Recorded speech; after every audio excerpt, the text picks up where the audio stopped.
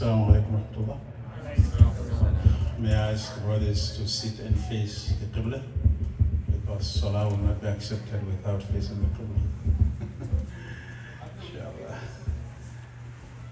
That was a joke, I know it's not Salah. Especially the young ones whose backs are good. Why are you leaning against the wall? You have a bad back or what? Bismillahir Rahmanir Rahim. Alhamdulillahi Rabbil Alameen. Wa salatu wa salam ala Rasulillahi sallallahu alayhi wa sallam. Amma ba'd. Assalamu alaikum wa rahmatullahi wa barakatuh. My dear brothers and sisters, welcome to a special lecture by Dr. Syed Iqbal. Dr. Syed Ibn Iqbal is from Edmonton. He was born and raised in this country, and he's a dentist by practice. He has been practiced in Edmonton, and I've known him personally for maybe close to 20 years, and I only know him in the road of Dawah.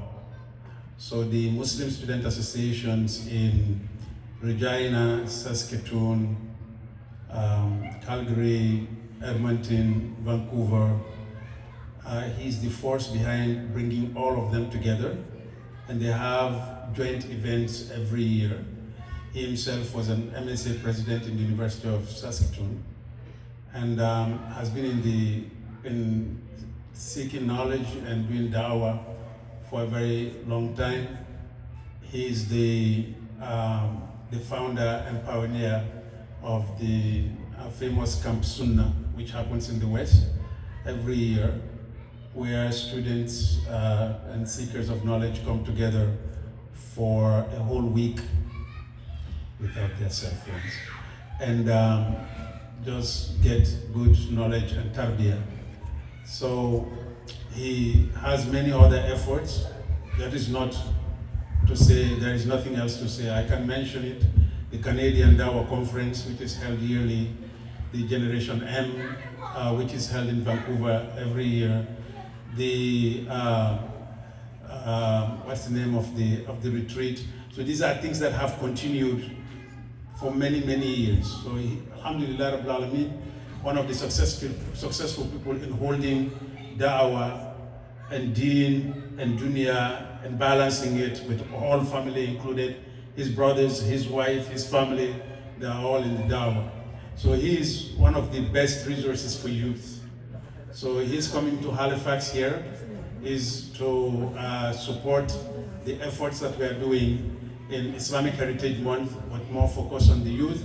And today is his first lecture, and tomorrow inshallah he will be at Dalhousie University in the Odanchi Hall. I think that's where they call it, the building opposite the Student Union building. You're all invited to be there. It's my great pleasure to have him here tonight to give us some words about life, da'wah, being youth, and bringing yourself together for the sake of Allah subhanahu wa ta'ala. So this is a segment of our youth, Dr. Syed. This is Sabeel Youth and Community Center, one of the most active places in the city. So this place welcomes you. Jazakallah khair. Tafaddal mashkura.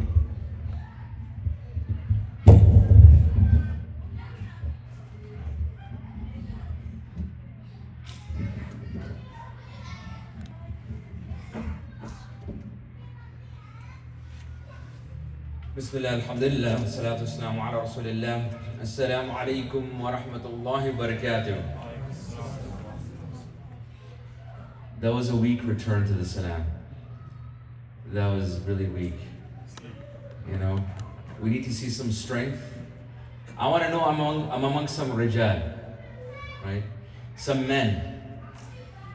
And among, the ummah, there should be some men, right? We need to revive Muslim manhood, especially when there's a campaign to make you less than man, of what a real man should be, to make you weak and docile and, very low. We want to raise the courage. We want to raise that presence of what a Muslim man should be.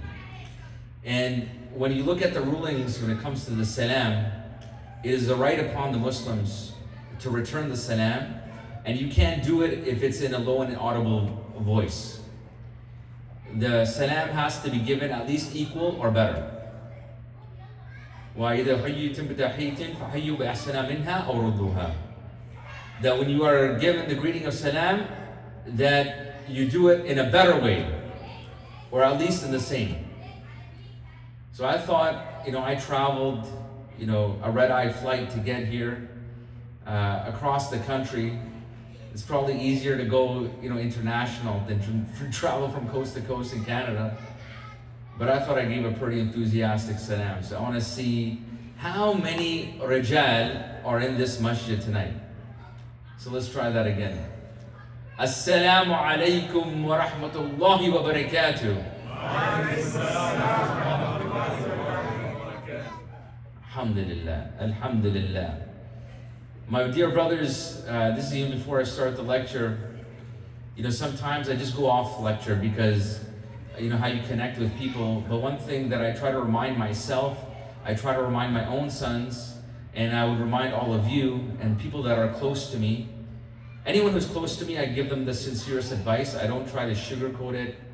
I don't try to cushion it. I just try to give straight up sincere advice. If you're going to be men, the men that the ummah needs, the men of the hour, do hard things. Challenge yourself. Embrace doing tough and hard things. I remember trying to teach this lesson to my son. I had this garbage I had to throw, and it was about maybe to go throw this garbage. It's like you're holding maybe, 50 pounds, maybe 50, 60 pounds maximum. But I had to maybe carry it about half a kilometer.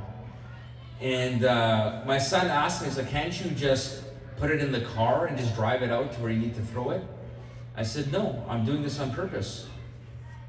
I want to go through the challenge of carrying this for a certain distance, because I asked them, if you want to actually build muscle, if you want to build resilience, you don't think you have to put it through like some hardness, some toughness? He's like, no, when you go through something hard and tough, then usually that's the only way you can develop strength. I said, exactly. So even though this is a simple thing, throw out the garbage, yes, I'm going to do it walking, and I'm going to carry it the whole way because I want to make it tough. You have to do regularly. As men, you have to do tough things, difficult things. And if you don't do that, you will get, as day goes by, you'll become weaker and weaker and weaker. And you won't really have the presence of a man.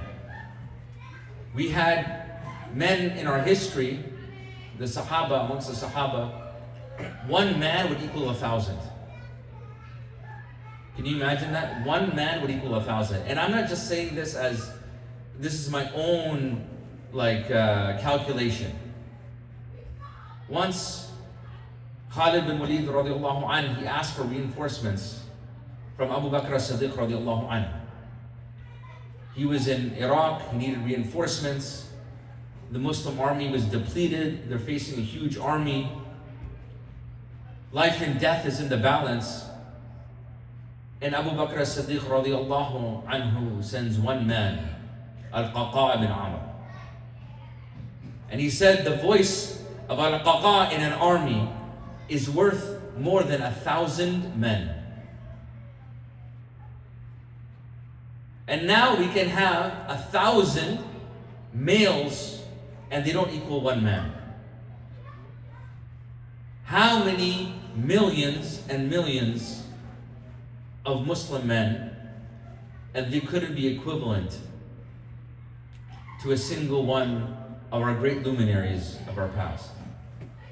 So my nasiyah, my reminder, it's a reminder first I'm speaking to myself, and then this inner dialogue I'm sharing with you, that we need to do hard things. We need to do tough things. So as the Sheikh mentioned, especially if you're a youth, challenge yourself. Don't get comfortable. You're comfortable against the wall. Get out here in front. Be in the front row. Challenge yourself. We had Khutbah al-Jummah. I gave some nasiha on how to overcome the nafs. If you have your nafs telling you something to do that's making life too easy, do the opposite. Do the opposite. If your nafs says, don't donate this $20 in sadaqah, teach your nafs a lesson and donate $40. If your nafs says to you, sleep in for fajr, teach your nafs a lesson and get up for tahajjud. This is how you keep your nafs in check. The best thing to beat up is your ego. The best thing to get bruised is your ego. The best beat down you can give is to your ego, because your ego is designed to keep you weak. Your ego is designed to be a liability, a backdoor for shaitan.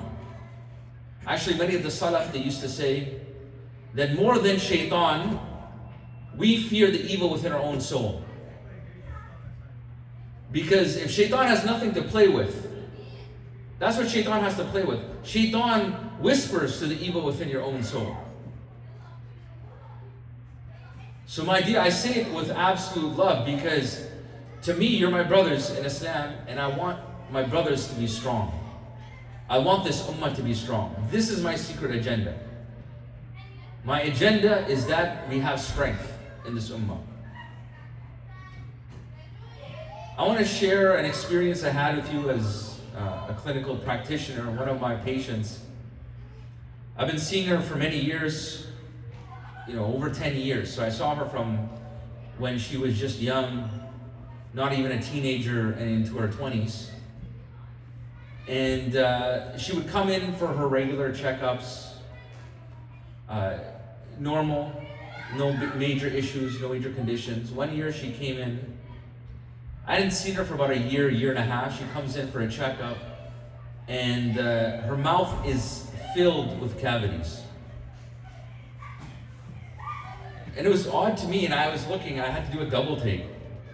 I'm looking at the x-rays we just took, and I'm looking at an x-rays from a year and a half ago. And it's just, to me, it doesn't make sense. How do you go from no cavities to having a mouthful of cavities? And the assistants are asking her all these questions. Anything in your medical history changed? Nothing. Finally, I go to her myself and I said, it doesn't make sense to me. Year and a half ago, you don't have anything in your x-rays, and now it's like every single tooth has a cavity. And she said to me, actually, I used to smoke or vape marijuana, and then I got addicted to crystal meth. And I just got out of rehab. And in my mind, okay, now it makes sense why she has a mouthful of cavities all of a sudden. Because crystal meth is one of those drugs that just completely ruins the teeth. And over the next few years, she would go into rehab, come out of rehab, and oftentimes she would come back with more cavities. And her parents would try to take care of her by basically telling her to come for treatments. They would pay for the treatments. But there was obviously a disconnect between her and her parents, because she revealed to us at one point that she doesn't have a good relationship with her parents, even though they're financially supporting her. So they're financially supporting her, but she felt there wasn't a good connection from her parents, and that she said they were mostly absent from her life while she was growing up. And here's this young girl I witnessed. She was born and raised here. You could say the typical Canadian girl growing up. Somebody that people might, say this is like a classic example of, a Canadian girl growing up in this society. And everything began to deteriorate in her, like her physical appearance started to degenerate. she started to get a lot of tattoos. She started putting tattoos on her body. And completely different, because I saw this girl, innocent girl, in a pure state, and then just within a span of 10 years, just the physical transformation was astonishing. Hard to put the same two people side by side, that this was once the young girl and this is what she became. I had another patient in her 40s, and she was barely able to mentally function because of the amount of drugs that she used to do. She was just in her 40s. And basically her brain was fried. And her teeth were completely rotten. Like every single tooth needed to be essentially extracted, taken out. And her elderly mother used to bring her to all her appointments and remember things for her, remember her appointments, take her to her appointments, pay for her treatment. And you ask yourself, how could this happen in a country with so much opportunity and freedom? Is there something foundationally within the society that caused this? Society, if you look at Canadian society in the past decades, 40 years, 50 years, society's changed. There's a change in society. Is it a better change? Is it a worse change? Well, if you look at what I mentioned earlier, the marijuana thing, cannabis, the Cannabis Act was passed in 2018. And so in the last quarter of that year, there was 182 cannabis stores. In 2 years, that number increased over 8-fold. So now it's like 1,445 stores. Now those cannabis stores are double that in Ontario alone, just in Ontario. So this was just Canada-wide. This is in Ontario. And what I've noticed is that many plazas that used to have coffee shops are now replaced with cannabis stores. Every plaza now, if you drive by it, it has a cannabis store in it. And you can see this is a trend, this is changing society, because the culture used to be in the 80s and 90s when coffee became more popularized and commercialized, is that you need to have coffee so you can stay productive. So the culture was, we need to have coffee so we can have energy and we can stay productive. There has to be a shift, there's some kind of shift within the culture, that now there's cannabis stores are more popular and are more profitable than the coffee stores. That shows there's a different demand. It's a simple supply and demand curve. So there's a big demand on all this cannabis. If we look at society, there's an increase in automation. So many of you are aware of AI and artificial intelligence and robots and the automation of things. They're looking at self-driving cars.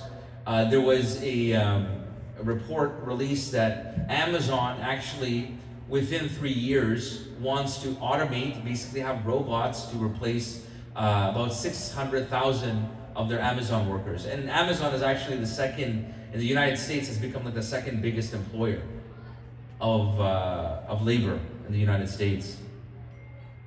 But we still have that foundational structure in society that freedom, you can do anything you want. And I remember how things have changed, societally speaking. You can see the evolution. And I remember as a kid, watching one of these classic movies where there's this young girl, she's a prostitute, she's like a 14-year-old prostitute, and there's this man trying to convince her to leave this life. It's like, you should be, he's saying to her, why are you doing this? Why are you a prostitute? And she says to him, she responds, I still remember the answer to this day. She says to him, haven't you heard of women's liberation? Haven't you heard of women's lib? And to my mind, I still think about it today, is here he's telling her, you should be a 14-year-old girl, you should be at home with your family, you're a kid, You should be at home, going to school, and she's saying to him, haven't you heard of women's lib? Which shows you the value in society, the value of freedom, that it places the choice of doing something that is so, from our perspective, we know it's haram, but it's so disgusting. It's so depraved. The choice of that is valued more than being with your family in a traditional setting where maybe the father is in charge, there's traditional values and so forth. And the lifestyle of a prostitute is horrible, right? Like, you live in squalor, you live in all sorts of decrepit condition. So the question becomes, is freedom alone the most important vital value for human beings? Now, your freedom, especially, I think the brothers, we were just talking about this, that there's many people who come from Muslim countries here and they go crazy. So maybe back in their Muslim countries, they didn't drink alcohol, or they didn't do drugs, they didn't do a lot of haram things openly, but they come here and they go like crazy. They completely lose their minds and they start doing so many haram things. Have you witnessed this? Have you seen this happening? Like, they come here and they go like crazy, man. It's like, now I can drink, I can do all sorts of, things, haram things, right? So freedom, I want you to think of this. Because you can put on nice, freedom, as if a person is jailed and you're making them free. This is not the case. Freedom means I'm going to give you as many choices as possible. But there will always be a competition of who is encouraging you to do a certain choice. Now, we can't say that all the choices are equally promoted, correct? So the choice of fahisha is that in movies, for example, just use that as an example. In movies, the choice of doing zina, like adultery, think about this, how many romantic movies of like finding somebody you fall in love with and there's a passionate affair and they live happily ever after, or whatever happens, they can have different stories in movies. But is that promoted as a choice, or is it promoted, you have haya, you find somebody that has deen or fears God, and you want to build a traditional family, you want to have a lot of children. You understand what I'm saying? Which choice is promoted? Which choice is promoted in society? The first one, right? The first one is promoted. But they tell you, listen, you have choice. But what they don't tell you is not all the choices are promoted equally. There are certain choices. That's why the school system is designed to make sure you pick certain choices. You have the freedom to do everything, but you know what? You need to pick this, Western liberalism as your life philosophy, because that's the best choice that you can make. Okay? If you look at the porn industry, for example, the pornographic industry, you know how this industry legally had a foothold? There was there's indecency laws. There was laws, they had modesty laws in North America, in Canada, United States. So there's decency laws they had. The way they were able to legally overturn those laws was through freedom of speech. They used the existing freedom of speech laws to allow all of this to become mainstream.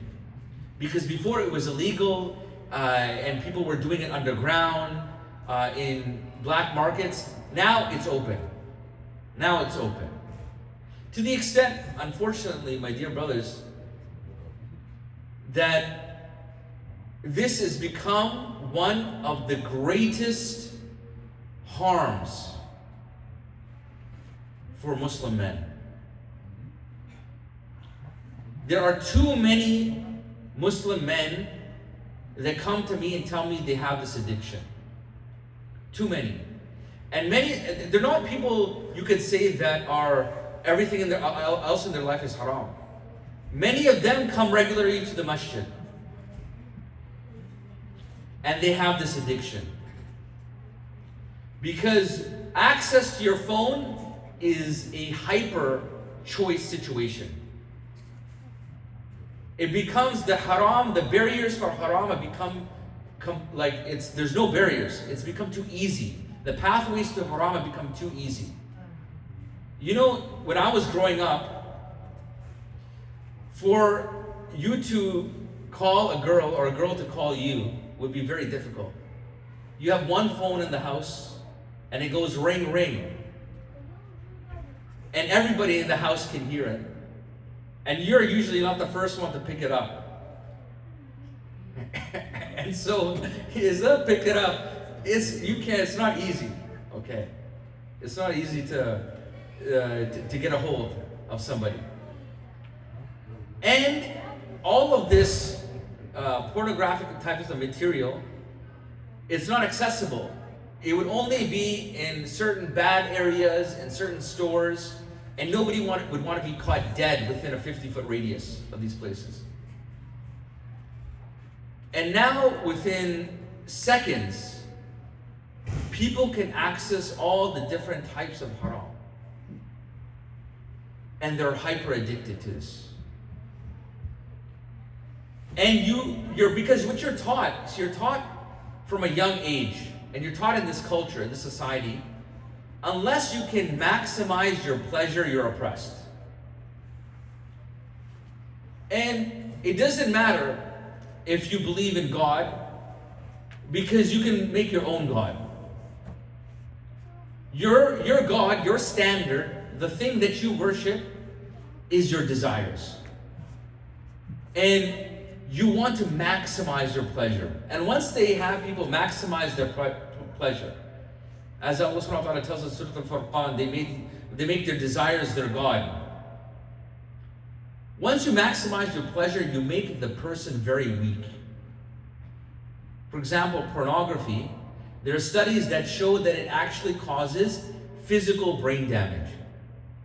You actually destroy brain cells. You know the frontal lobe of your brain? It's part of the brain that makes higher thinking and judgment. That part of your brain, they can look at MRIs and they can show that there is a physical damage when you consume pornography. But they tell you freedom is the best value that we can have. And many of us who come from oppressed countries, we buy into that. Wait a minute. I came from a country that had me shackled. And now I'm free. You know, all you end up doing is you change one prison for another prison. You exchange one prison for another prison. Because when you get addicted to your desires, when you get addicted to trying to please your pleasure all the time, you end up becoming very weak-willed. You don't have the ability. Trust me, I work with youth a lot. You don't have the ability to sacrifice video games for a couple days. And you know, subhanAllah, even when it comes to the issue of video games, pornography, all of these different types of things, is designed to hyper-stimulate your dopamine. To always stimulate your pleasure. Get that reaction.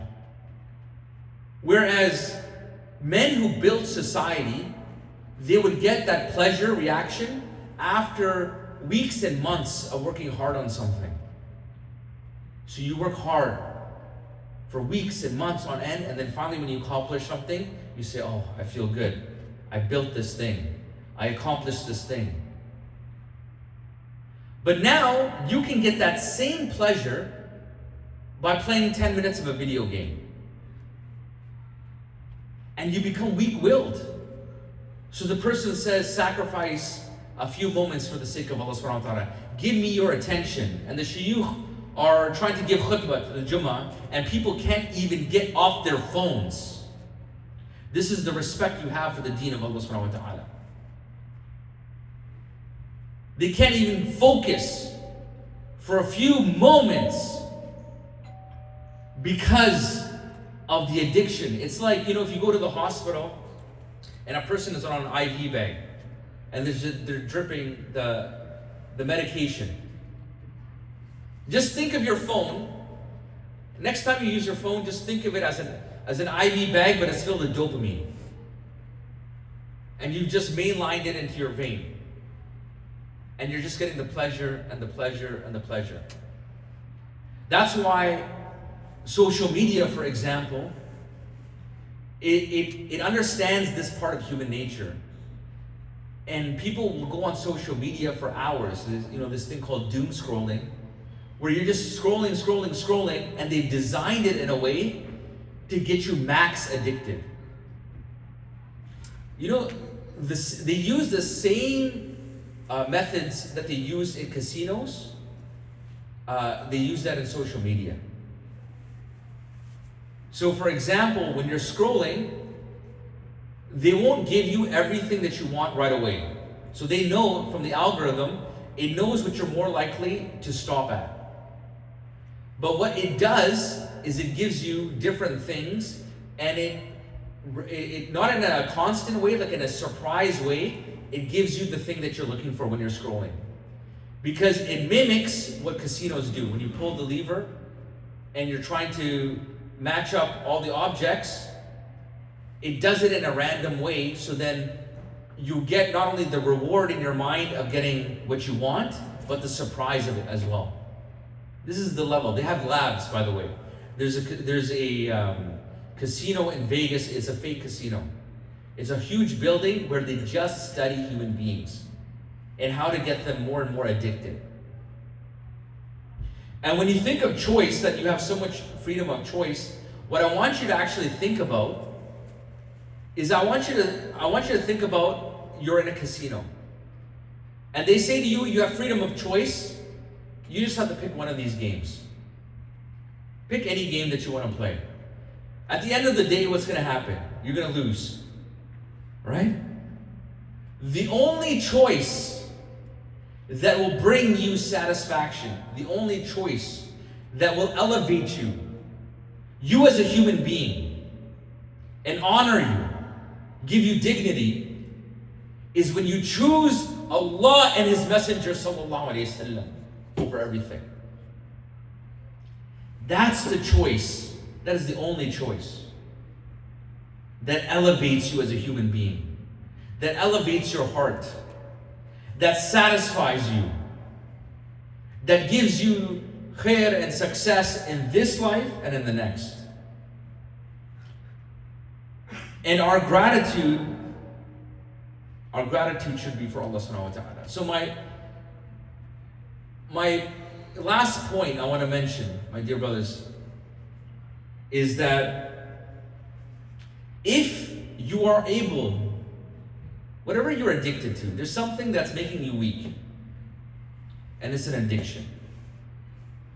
Whatever you are addicted to,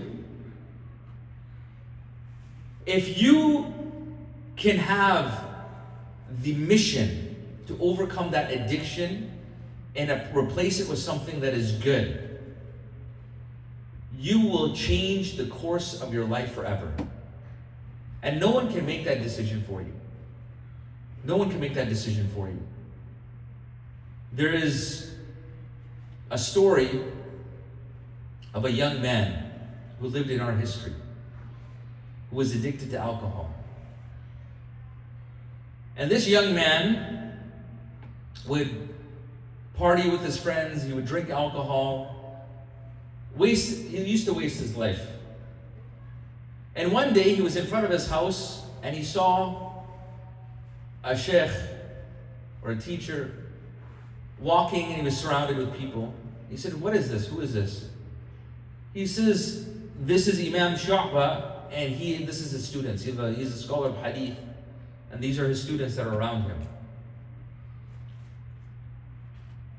So he said, "This is amazing. He must have some amazing knowledge, something unique that I should ask him." So he goes to him. He says, "Narrate to me a hadith. in a very rude way. He was already drinking a little bit. Narrate to me a hadith. And the Sheikh said, no, I'm not going to narrate to you a hadith. Because there's the scholars of hadith, this is something valuable. You go to this person is saying it this way, they had etiquettes even to attend these gatherings of ilm. Here there's no barrier. Many of the gatherings of knowledge in our history, they said we would watch the character of a person for years. We would watch their manners and characteristics for years before we would allow them in certain gatherings of knowledge. You have to earn it. Now we take it for granted. We sweat over getting into Ivy League universities, or we sweat into getting into Dalhousie, but you don't have any concern or sweat or minimum standards. You don't come to the masjid, to come to halaqah ilm. Imam Malik, he would not narrate to you a hadith unless he's wearing clean clothes and he has ghusl. And he has nice perfume, nice itam. There's no barrier now. You just show up. That's the only standard. So he's respects hadith. No, I'm not going to. So this young man, what does he do? He pulls out a knife. And he says to him, narrate me a hadith or else I'm going to kill you. So the Sheikh, he responds, and of course from the etiquettes of the hadith scholars, they're going to give you the sanad. So he said, from Mansur bin Mut'amar, from Rabi' ibn Harash, from Abdullah bin Mas'ud radiallahu anhu. He chose a very specific hadith to narrate. He says, إِذَا لَمْ تَسْتَحْيَا فَافْعَلْ مَا شِئْتَ. That if you have no shame, then do as you please. So think about even the hadith that he chooses to narrate to him.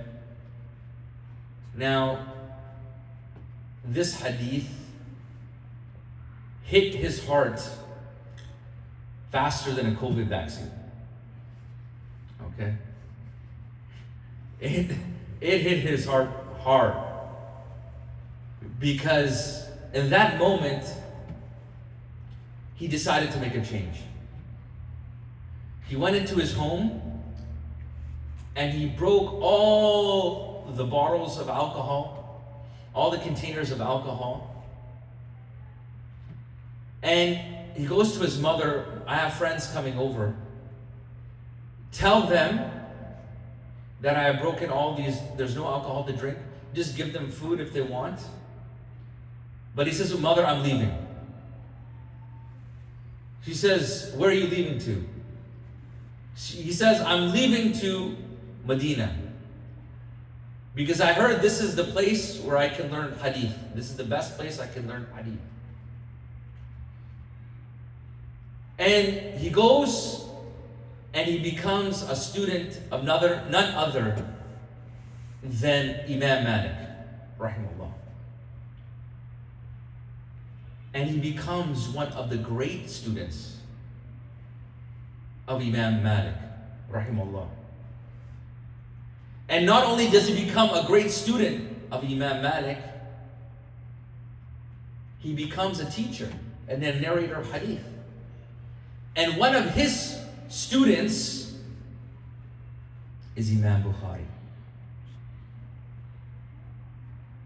So this man now, one of the foundational, this is what's amazing about this story, there's so many connections when you start putting the dots. When they're doing a investigation, they start putting different dots, connecting all the things. This is crazy when you see what happens. Because this young man, his name is Abdullah bin Muslim al-Qanabi. And one of the hadith he narrates is a fundamental hadith in every act of worship. So, إِنَّمَا أَعْمَالُ بِالنِّيَّاتِ. Everybody knows this hadith, right? It's a very popular hadith. It's one of the foundational hadith of every act of worship. Every act of worship, you need to have the proper niyyah. So what are two foundations of every act of worship? One is, you have to have the proper intention. And what is the second one? Yes, so it's the Quran and Sunnah. It's within the Sharia. right?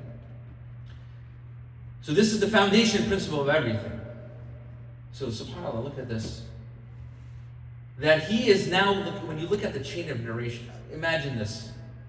One day you're drinking alcohol, and then one day you're part of a chain of narration where it's Imam Bukhari, عن عبد الله مسلم القانبي, عن Imam Malik, عن يحيى بن سعيد, عن محمد بن إبراهيم, عن علقمة بن الوقاص, عن عمر بن الخطاب رضي الله عنه. سمعت رسول الله صلى الله عليه وسلم يقول إنما أعمال بالنيات. Subhanallah. To be part of that chain of narration, that legacy. Is it easy to overcome your addiction? You're addicted to alcohol? Hanging out with your friends? Leave your family? Travel by yourself? Dedicate yourself to learn the hadith of the Prophet ﷺ in those gatherings that I told you about, where it's no joke. You can't lounge in those hadith classes. You can't lounge. You show up wearing clean, nice clothes. You have a uniform. You wear an imamah. And subhanAllah, what is the result? What is the legacy that is produced from that? And is Imam Bukhari going to take narration from somebody who is not upstanding and trustworthy character? No, because that's one of his criteria. He set the gold standard, right? So if you look at his criteria, he's going to scrutinize the sanad, he's going to scrutinize the matan, and he's going to scrutinize the character. And he's not going to take it from somebody who does not have good upstanding character. That shows you what transformation can do in your life if you are willing to confront your weaknesses, your addictions, and willing to do hard things. We ask Allah subhanahu wa ta'ala to give us the tawfiq to do all of that and to keep us united and steadfast upon the khair.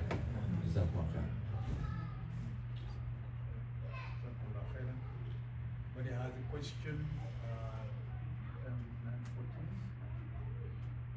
question for the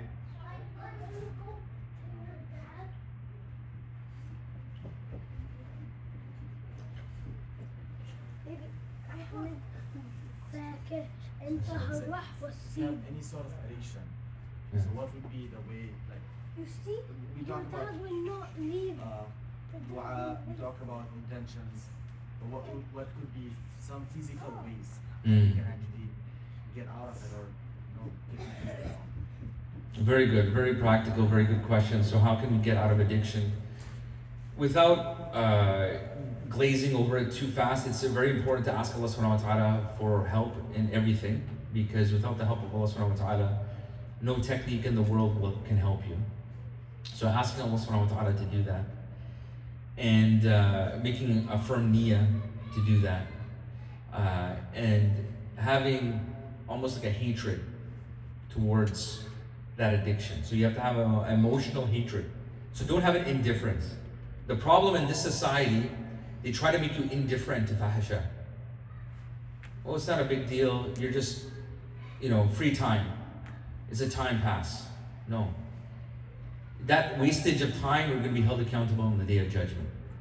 So having a hatred of that, of course, of that addiction. Now, you have to isolate what are the triggers of that addiction. What triggers those addictions? One of the biggest triggers is your surroundings. So your friends can be a trigger for your addiction. So as the man who killed in Sahih Muslim, there's a narration, the man who killed 99, then 100, what was the advice he was given? He said, leave this town, it's an evil town, go to another town. You have to change your environment. If you want to change your habits, you have to change your environment, because there's triggers within your environment that causes habits. So if you have friends that talk about video games all the time, and random things, and haram things, and just waste time, and don't behave like men, You don't have to be, you can have associates. Like, hey, assalam, wa alaikum salam. Yeah, we'll play basketball once in a while, whatever. But your close friends need to be on the same page. You want people, if there's five people who are strong mu'mineen, you're going to be the sixth. If there are 5 weak men, you're going to be the sixth. So if there's people who are 5 addicts, you're going to find the sixth one is going to be an addict. The 5 people who are steadfast upon the deen, you're going to be the sixth one. So make sure your environment is, you eliminate as many triggers as possible. Your schedule, how you schedule your day, you have to make a plan for that where you purposefully avoid those types of addictions. Fajr, you have to make sure your day starts strong. It's hard to make up for a bad day. So most of the haram and addictions happen at night. Going to bed early is important. There's no good things that happen at night. You need to, like, unless you're like in the masjid or something purposeful you're doing, you need to control your night and live in your morning time. Because Rasul ﷺ made special dua to bless the mornings. So your first, and the way you get up for Fajr and have energy to have a full day after Fajr is to make sure you don't go to bed late. It starts from the night before. And you plan it out. And you put things in place that make sure you have a good start for your morning. So for example, I've just had this habit, anytime I need to make sure I'm getting up or if there's things that are too comfortable, I'll sleep on the floor. If I can't, if there's any time of, if I'm ever, there's a hint of being late for Fajr or anything, okay, I'm sleeping on the floor. You know, you make things difficult. You put things in place that make it easy for you to maintain that schedule that you want. You need to have purposeful things in the course of your day. How do we fall into addiction? Is when you don't have deep purpose in life. If you don't have a deep purpose, every man should have a mission. You're not a man if you don't have a mission. That's the problem. Is there's too many boys, there's too many males, but there's not enough men. And you're a man as soon as you hit puberty. There's no excuse. So you need to have a mission in life. The family should have a mission. The father should have a mission. That mission can include, you know, of course, our number one mission is to serve this deen, to stand up for this deen, to promote this deen. If you have a mission, okay, how am I going to do that? Okay, I have to increase my knowledge. What is my plan to do that? Increase my knowledge. I want to become physically stronger and more fit. How am I going to do that? What is my regular exercise schedule? One of the people that fall easiest to addictions have a very poor eating schedule and exercise schedule. Makes you easy to fall into addictions because you're not used to exerting effort to get the natural endorphins. You need those endorphins to de-stress yourself. So for example, we could do 20 push-ups right now to reduce our stress. Or you could start playing video games. So you choose the habit that actually promotes strength. And you try to use those, develop those habits in your schedule that can replace these bad habits. These bad habits. So for example, okay, if I'm going to, you can make little, it's how you can trick your brain and reorient it. Okay, you know what? If I'm going to go right now, I have to check this whatever online. I make a timer. The only way I'm deserving of being on this, say I have to do this for social media or whatever, then I'm going to make sure I work out for half an hour. Half an hour workout gives me 5 minutes of social media time. You make these deals within yourself to retrain yourself, your brain, that you're not going to automatically just go to this, right? So make a purposeful schedule, okay? Make the haram things harder to do. Make the halal things easier, or the things that build strength easier to do. So for example, if you want to start working out in the mornings, what you should do is you already have your workout clothes out, you have your shoes out, Say if I'm driving to the gym, in my mind, I'm gonna park the car backwards. I'm gonna have everything right by the door. I just have to put it on, get in my car, and I don't even have to back out. I can go forward, and I'm out. So little things like that, that you say it takes away time to do the good habit, it makes it easier to do. And you make bad habits harder to do. So for example, okay, I'm addicted to scrolling on my phone before going to bed. So what I'm gonna do is I'm gonna put my phone by a certain time in a completely different room. Don't use your phone as an alarm. You buy an alarm clock. They've invented those for years. You buy a standalone alarm clock and you use that. Keep your phone away from you. So you make it harder. So now you have an impulse. It's like, man, I gotta go all the way downstairs and grab that phone, forget it. With junk food, you're addicted to junk food. Make it very difficult. Don't buy it. So now you know, if I have a craving for junk food, there's nothing in the house. I'm gonna have to actually get in the car, go to the store, buy the junk food. Is it worth it? No. So try to make good deeds easier to do and the haram things harder to do. And Ibn Qayyim, he has a really nice work on this where he says that the good deeds beget good deeds, right? And the bad deeds beget bad deeds. So for example, if you come to the masjid, by coming to the masjid, you're automatically not doing something haram. By coming to the masjid, you're automatically not in a haram place. So that first step in and of itself has promoted you to do good things and save you from bad deeds. And in addition to that, when you come to the masjid, you have a chance of practicing the sunnah, afshu salam. You're able to spread the salam to as many different people. Assalamu alaikum, assalamu alaikum. When you come to the masjid, you have a chance to pray in jama'ah. When you come to the masjid, you can learn something. So you see how when you step towards good deeds, it descends, many good deeds are born from there. If you go to a haram place, say, okay, I don't have the intention, I'm going to the clubs, I don't have the intention of doing zina. It's more likely though you can do zina. It's more likely you'll drink. It's more likely you'll see something haram. You understand what I'm saying? So the more you can make the first step towards good deeds, it will actually prevent you from these addictions and these bad deeds. But there are many things we can talk about, but these are just a few advices. Yes. So for our children and our brothers and sisters who are really young, Yes. now in school they're required to use iPads. Some of them can't submit their work if they're not using an iPad or some Yeah. sort of device. So how do we make sure that their future is looking good? Yeah, see, obviously that's a situational circumstance, which is strange because there's a big movement now to get children off devices, even iPads.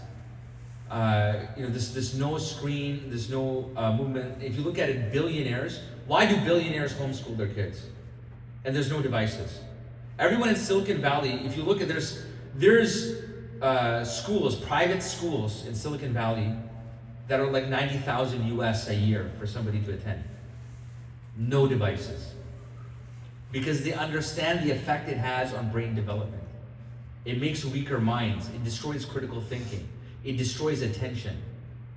They've actually done studies now because a lot of schools, for example, the US, have gone to this no screen policy. They're seeing just within a span of 2 years, massive improvement in children's attention. And now the question is that, wait a minute, this pandemic of ADHD, was that even a real thing? Or was it because of our environment that it caused our children's brains to be malfunctioning like this? So in general, there is a movement which understands the harm it does and that it doesn't help with learning and development. Now, you can lobby your own school to try to do that, to change their policies and understand. There's many studies that are coming out. There are books by Jonathan Haidt that also recently have been utilized in some of these campaigns, so you can check some of those books out. But if you have to situationally, then at least outside of that, in your own ecosystem at home, try to keep them off devices, phones, iPads, all of those different types of things. You will see a massive difference,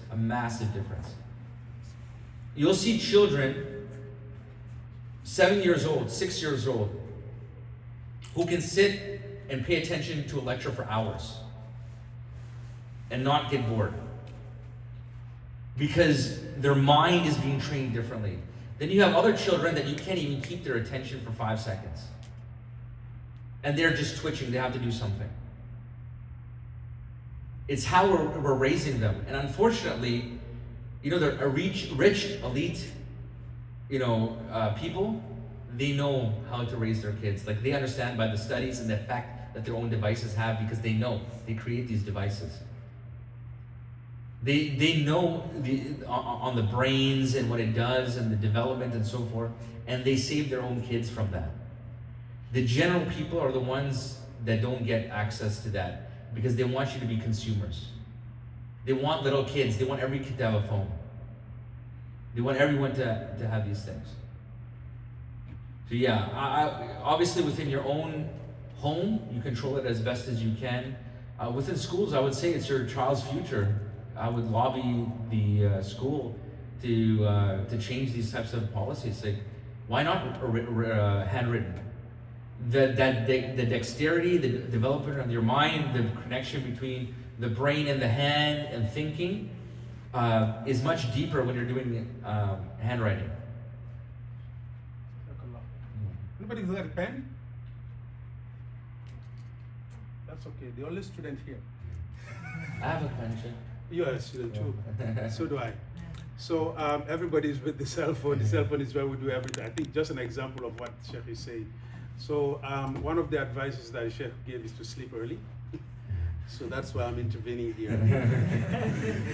He himself needs to sleep a little bit. He comes all the way from Edmonton. He traveled all night yesterday, and he didn't get enough nap. So inshallah, tomorrow there is a request that he comes here, but I just remembered there is a request that was prior. It's going to be at the Ummah tomorrow morning for a halaqah, and then in the evening, please, you've seen now, Dalhousie University, opposite the Student Union building, the Odanchi Hall Theater is where the lecture is going to be. So it's an open lecture for Muslims and non-Muslims. Bismillah ta'ala, will see you all there. Anybody's coming? Anybody coming? What time is the lecture? Raise your hand if you're coming. 4 o'clock. 4 o'clock. Only 2 people coming? Only In the evening or in the morning? 4 o'clock here in the morning. Dalhousie is 4 in the evening. Inshallah. It's Saturday, inshallah. All of you come, bring your friends. Bismillah, inshallah, you'll enjoy it. Jazakumullahu khairan. May Allah subhanahu wa ta'ala bless you and give you khair and keep you and your children and all of you. Allah subhanahu wa ta'ala bless all of you and give you goodness, inshallah. Barakallahu fikum. Subhanakallahumma wa bihamdika nashhadu an la ilaha illa anta nastaghfiruka wa natubu ilayk.